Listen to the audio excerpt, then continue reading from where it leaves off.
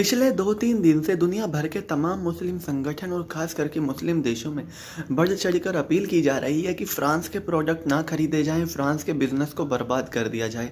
France की अर्थव्यवस्था जो एक्सपोर्ट पे चलती है उसको बर्बाद कर दें मुस्लिम देश मिलके और फ्रांस का कोई भी सामान ना खरीदे। साथ ही साथ गैर मुस्लिम देशों में जो मुस्लिम रहते हैं वो भी फ्रांस का कोई सामान ना खरीदें। और जो इस्लामिक कंट्री है वहाँ के लोग अपने देशों के जो अध्यक्ष हैं उनसे अपील कर रहे हैं कि उनके देश में फ्रांस के प्रोडक्ट का इंपोर्ट बैन ही कर दिया जाए। हालांकि ये आसान काम नहीं है, किसी में हिम्मत ही नहीं है कि कोई फ्रांस का इंपोर्ट बैन कर दे। लेकिन तुर्की के राष्ट्रपति भी जिस तरह से खुल के फ्रांस के राष्ट्रपति के खिलाफ आए हैं, एक बात तो साफ है कि एर्डोगन खुद को इस्लामिक वर्ल्ड का मसीहा के रूप में दिखाना चाहते हैं। जब से सऊदी इसराइल के साथ मिला है तो मुस्लिम वर्ल्ड के जो देश है वो एक नए मसीहा को ढूंढ रहे हैं और यकीनन एर्डोगन वही बनना चाहते हैं।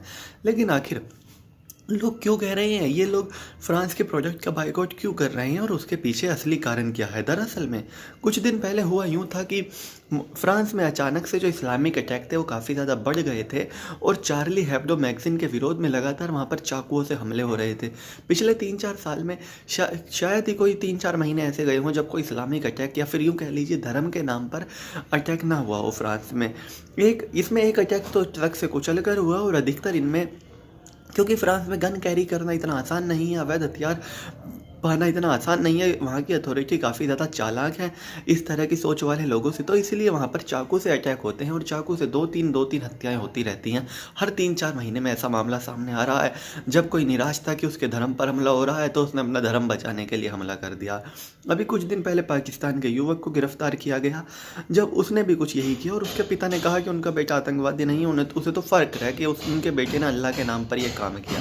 तो अब हुआ कुछ यूँ कि एक गोरे ने 2 मुस्लिम महिलाओं को जो अरबी कपड़े पहने हुई थी फ्रांस में उन पर हमला कर दिया और उनको गंभीर रूप से घायल कर दिया, वह एक की मौत भी हो गई। जिसके बाद पूरी दुनिया में लोग कह रहे हैं कि अगर यही कोई मुस्लिम करता तो फिर ये इस्लामिक अटैक होता, अब ये क्रिश्चियन अटैक क्यों नहीं है। और इसीलिए कहा जा रहा है कि फ्रांस के राष्ट्रपति मैक्रोन जो है वो इस्लामोफोबिया फैला रही हैं, क्योंकि कुछ दिन पहले फ्रांस के राष्ट्रपति ने सीधे सीधे तौर पर जो पाकिस्तान के युवक ने हमला किया था उसको कहा था इस्लामिक टेरर, मतलब उसको इस्लामिक आतंकवाद का नाम दिया था। तो अब लोग फ्रांस को इस्लामोफोबिया के नाम से कहने में जुटे हैं और फ्रांस को इस्लामोफोबिया करार करने पर तुले हैं और इसीलिए लोग पूरी दुनिया में इस तरह की अपील कर रहे हैं कि फ्रांस के प्रोडक्ट को ना खरीदा जाए, फ्रांस की अर्थव्यवस्था को बर्बाद कर दिया जाए।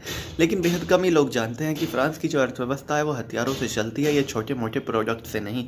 ये छोटे मोटे प्रोडक्ट से किसी कंपनी को थोड़ा बहुत नुकसान हो सकता है, लेकिन फ्रांस को रत्ती भर भी फ़र्क नहीं पड़ने वाला।